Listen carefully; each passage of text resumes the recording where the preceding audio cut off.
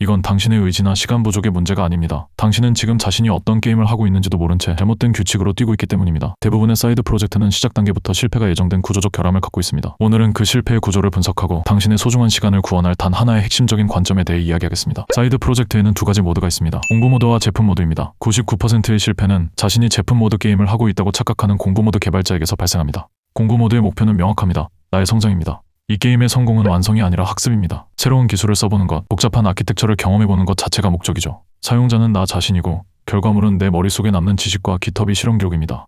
따라서 이 모드에서는 닭 잡는 데 소 잡는 칼을 쓰는 행위, 즉 투두리스트에 쿠버네티스와 MSA를 도입하는 것이 전혀 문제가 되지 않습니다. 오히려 권장되죠. 프론트엔드도 스벨트와 같이 비주류 기술을 사용하며 재미를 느껴보고 프레임워크의 철학에 대해서 생각해볼 수도 있겠죠. 반면 제품 모드의 목표는 다릅니다. 타인의 문제 해결입니다. 이 게임의 성공은 학습이 아니라 작동하는 완성품입니다.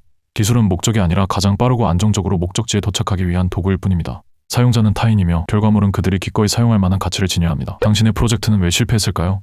이 두 개의 게임을 한 번에 하려고 했기 때문입니다. 비행기 조종소를 배우면서 동시에 정시 운항으로 승객을 만족시켜야 하는 항공사를 차린 셈입니다. 추락은 예정되어 있습니다. 처음 만들어본 해물라면을 손님들에게 팔아보려고 시도한 셈입니다. 라면은 많이 만들어봤겠지만 해물라면의 포인트는 몰랐기에 가게는 망하게 됩니다. 당신의 지난 프로젝트들을 복귀해봅시다. 다음 증상들은 당신이 두 모드를 혼동했다는 명백한 증거입니다. 증상 1번, 요리보다 장비에 집착했다. 당신은 제품 출시라는 목표를 외치면서 실제로는 최신 기술을 써보는 데에만 희열을 느꼈습니다. 이것은 제품 모드를 표방한 공부 모드의 전형적인 특징입니다. 진짜 제품 모드였다면 당신은 화려한 기술보다 사용자의 사소한 버그나 느린 로딩 속도에 더 집착했을 겁니다. 증상 2. 뭘 만들어야 하며 어디까지가 완성인지 모른다. 공부 모드에서는 목적 없이 탐험하는 것이 허용됩니다. 하지만 제품 모드에서는 완벽하지 않더라도 명확한 완성의 기준이 있어야 합니다. 강아지 산책 앱의 채팅, 중고거래 기능을 끝없이 붙여나갔다는 것은 당신이 타인의 문제를 해결하는 제품 모드의 엄격함을 견디지 못하고 이것저것 상상하며 노는 공부 모드의 즐거움으로 도망쳤다는 증거입니다. 나는 개발이 재미있어를 외치며 계획 없이 신나게 만들다가 결국 프로젝트는 쓰레기통으로 들어가게 되죠. 개인적으로 지켜본 바로는 프로젝트 경험이 부족한 MBTI P 성향이 너무 강한 유사 성향끼리 진행 시에 이렇게 완성에 대한 기준 없이 진행이 되곤 합니다. 증상 3.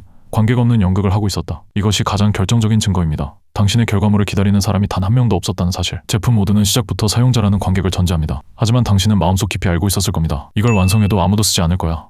이 생각은 당신의 프로젝트가 애초에 타인을 위한 제품이 아니라 나 자신을 위한 공부 혹은 자기 만족이었음을 스스로 고백하는 것입니다. 사이드 프로젝트가 실패하는 3가지 이유를 알아보았습니다. 그렇다면 이 실패의 구조를 어떻게 깨야 할까요? 간단합니다. 프로젝트를 시작하기 전에 당신이 지금부터 할 게임이 공부 모드인지 제품 모드인지 스스로에게 선언하십시오. 만약 공부 모드를 선택했다면 완성에 대한 강박을 버리세요. 실패해도 괜찮습니다. 한두 시간 정도 가지고 놀다 버려도 괜찮습니다. 간단한 투두리스트에도 써보고 싶었던 최신 기술을 실험하십시오. 컨셉만 이해하고 게임하러 가는 것보다 한두 시간 정도 코딩해보고 버리는 게 100배는 낫습니다. 당신의 목표는 결과물이 아니라 그 과정에서 얻는 경험 데이터입니다. 깃허브의 이 프로젝트는 땡땡 기술 학습을 위해 만들었으며 다음과 같은 인사이트를 얻었다고 리드미를 간단히 작성하는 순간 당신의 게임은 성공적으로 끝난 것입니다. 새로운 기능들의 호기심을 가지고 이를 기록해두는 것만으로 이미 상위권 개발자입니다. 만약 제품 모드를 선택했다면 그때 비로소 우리는 원원원 원칙이라는 잔인할 정도로 단순한 규칙을 적용해야 합니다. 단 한 명의 진짜 사용자, 코드를 짜기 전에 당신의 결과물을 써주기로 약속한 단 한 명을 찾으십시오. 단 하나의 핵심 문제, 그 사용자의 가장 작고 가장 고통스러운 문제 하나만 정의하십시오. 단 하나의 익숙한 기술, 그 문제를 가장 빠르고 확실하게 해결할 수 있는 당신에게 가장 지루한 그 기술을 사용하십시오. 귀찮은 일을 무조건 해결해준다고 약속을 하고 한 명의 사용자를 찾으세요. 부동산 매물을 올리는 친구는 촬영한 사진을 매번 적당히 밝게 바꾸고 업로드해야 한다고 합니다. 일단 사진을 밝고 예쁘게 만들어주는 API 하나만 제대로 만들어 오세요. 나머지는 대충 하세요. 사진 업로드 버튼과 다운로드 버튼만 있으면 됩니다. 사진 보정 API 하나만 제대로 되어도 성공한 프로젝트입니다. 특정 주식 지표를 확인하고 싶어하는 친구가 있습니다. 하지만 유료 서비스들을 신청해야 합니다. 집에 남아있는 컴퓨터로 5분마다 조회하고 친구에게 알려주세요. 이번에는 UI도 필요하지 않습니다. 그냥 디스코드에서 웹훅으로 친구에게 보내주기만 하세요. 여러분이 생각한 개발이 아니라고요? 제품 모드에서 굳이 스프링이나 리액트를 사용할 필요가 없습니다. 어려운 아키텍처나 깔끔한 코드 분리가 필요하지도 않습니다. 제품 모드에서 새로운 기술을 배우려는 시도는 오만입니다. 프로젝트는 당신의 학습 능력을 과시하는 자리가 아니라 당신의 문제 해결력과 실행력을 증명하는 자리입니다. 정말 단순한 문제지만 막상 문제 해결을 해보면 숨어있는 문제들과 싸워나가며 시간과 에너지를 소비하게 됩니다. 결론, 우리는 사이드 프로젝트를 통해 거창한 무언가를 증명하려 합니다. 하지만 시장이 기억하는 것은 화려한 기술 스택이나 방대한 기능 목록이 아닙니다. 공부 모드의 프로젝트에서 사용자가 없다고 자책하지 마세요. 제품 모드의 프로젝트에서 기술적 난이도가 낮다고 자책하지 마세요. 시간을 내서 사이드 프로젝트에 열정을 쏟는 것만으로도 기쁨을 느낄 자격이 충분합니다. 거창한 아이디어를 내려놓고 스스로에게 질문하십시오. 나는 지금부터 공부를 할 것인가? 제품을 만들 것인가? 그 질문에 대한 정직한 대답이 당신이 처음으로 완성의 기쁨을 맛보게 할 유일한 열쇠입니다.